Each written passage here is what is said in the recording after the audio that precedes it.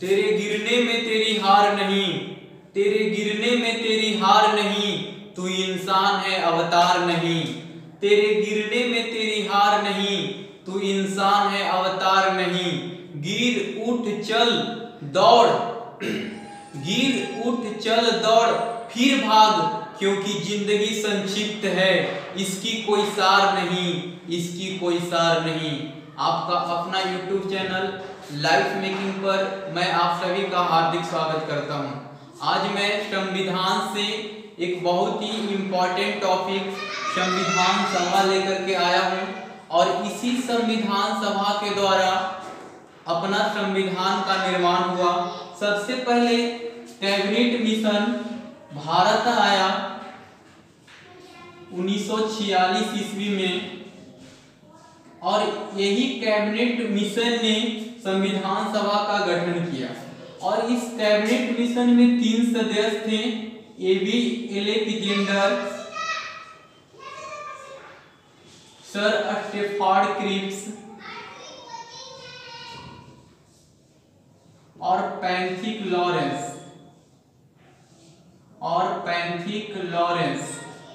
ये 3 सदस्य थे, जिसमें से पैंथिक लॉरेंस अध्यक्ष था। कैबिनेट मिशन में 3 सदस्य थे, एबी एलेक्जेंडर, स्टेफार्ड क्रिप्स और पैंथिक लॉरेंस, जिसमें से पैंथिक लॉरेंस अध्यक्ष था। और यही कैबिनेट मिशन ने जुलाई 1946 ईस्वी में संविधान सभा का गठन किया। जुलाई 1946 ईस्वी में संविधान सभा का गठन किया।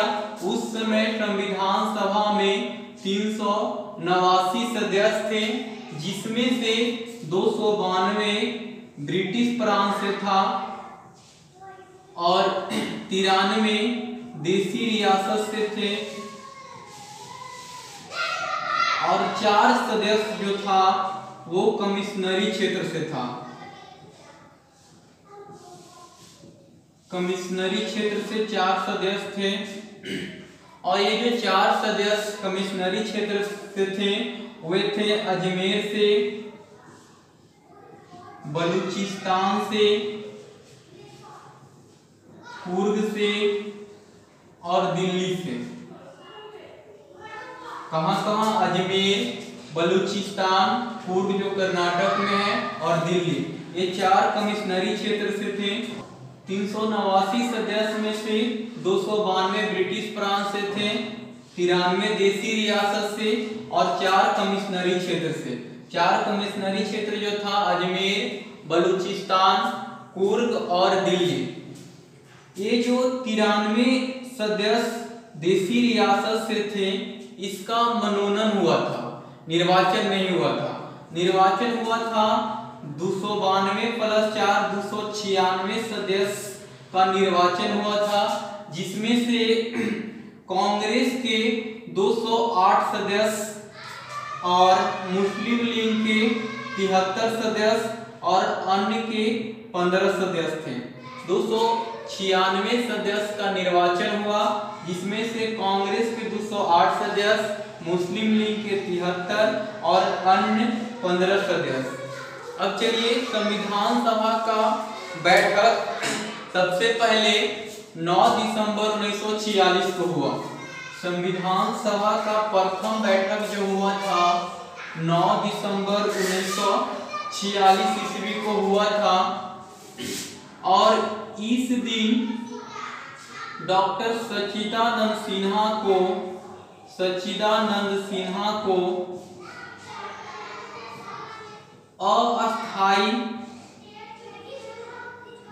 अस्थाई सदस्य चुना गया।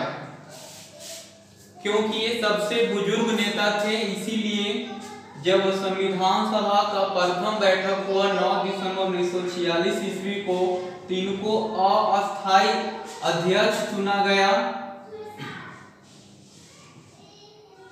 अस्थाई अध्यक्ष, क्वेश्चन यहाँ से भी बन सकता है कि संविधान सभा के अस्थाई अध्यक्ष कौन थे, तो डॉक्टर सच्चिदानंद सिन्हा।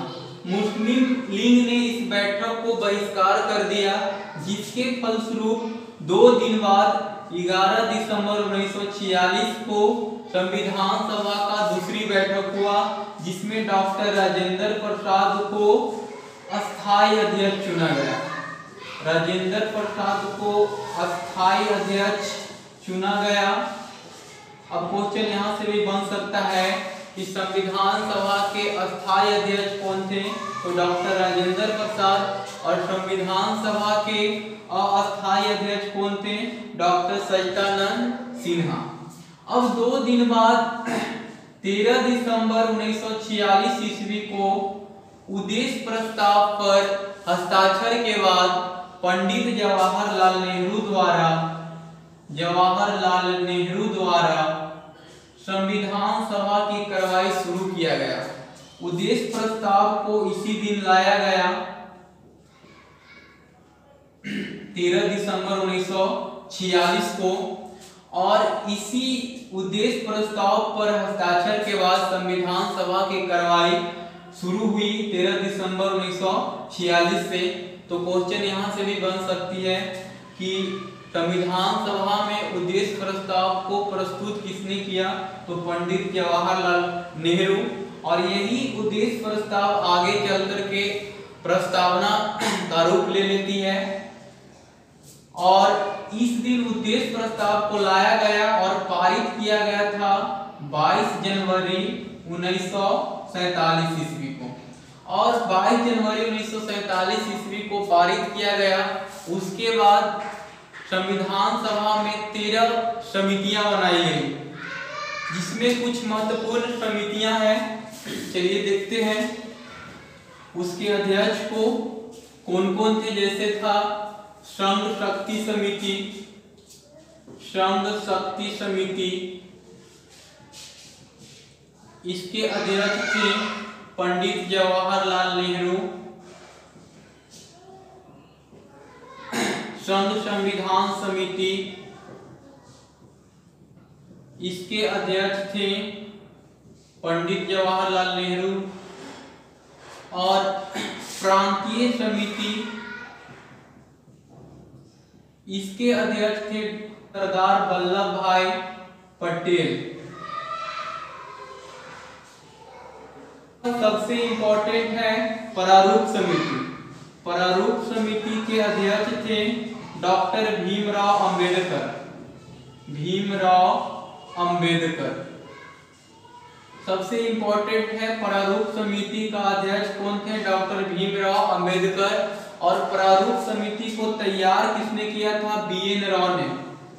प्रारूप समिति का तैयार किया गया था BN राव द्वारा, और इसके अध्यक्ष थे डॉक्टर भीमराव अंबेडकर।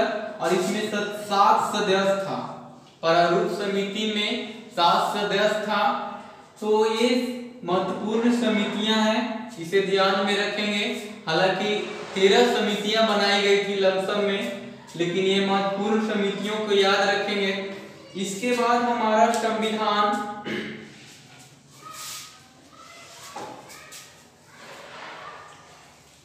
हमारा संविधान 26 नवंबर 1949 ईस्वी को पारित हो गया।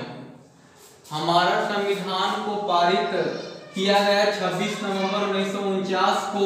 उस समय संविधान सभा में 284 सदस्यों ने इस पे हस्ताक्षर किया था। और 3 जून 1947 ईस्वी को माउंटबेटन योजना के तहत पाकिस्तान को अलग प्रांत बनाया गया था। उस समय संविधान सभा में 299 सदस्य थे, लेकिन उसके बाद जब हमारा संविधान पारित हुआ 26 नवंबर 1949 को, तो उस समय 284 सदस्यों ने इस पर हस्ताक्षर किया।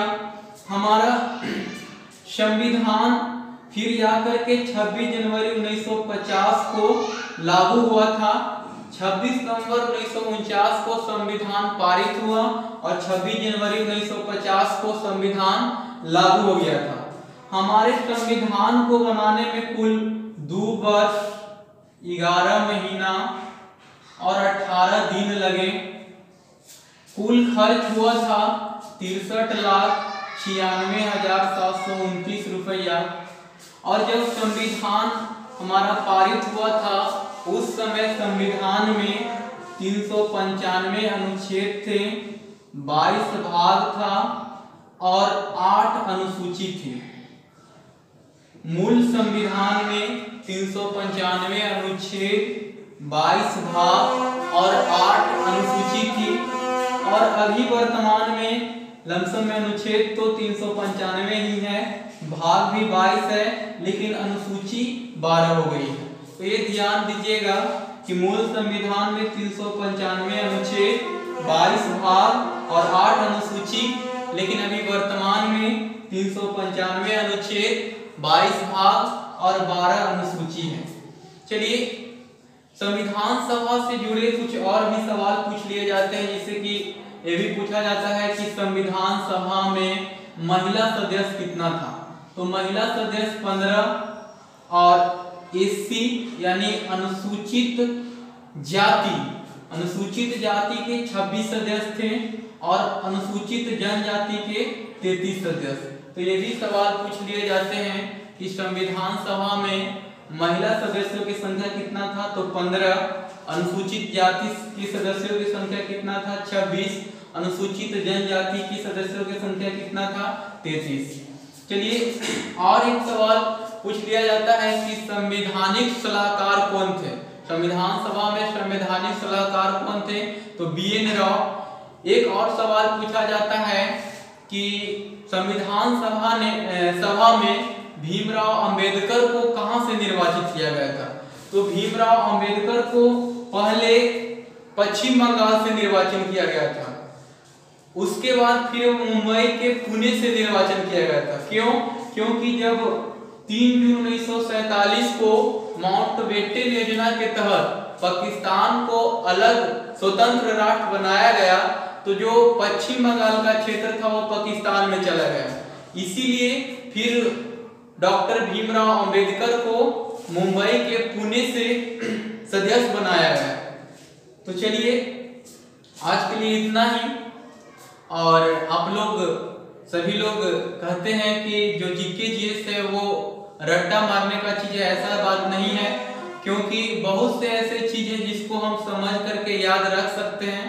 तो अगर आप लोगों को वीडियो अच्छा लगा हो तो शेयर कीजिए, लाइक कीजिए और मेरा चैनल को सब्सक्राइब कीजिए।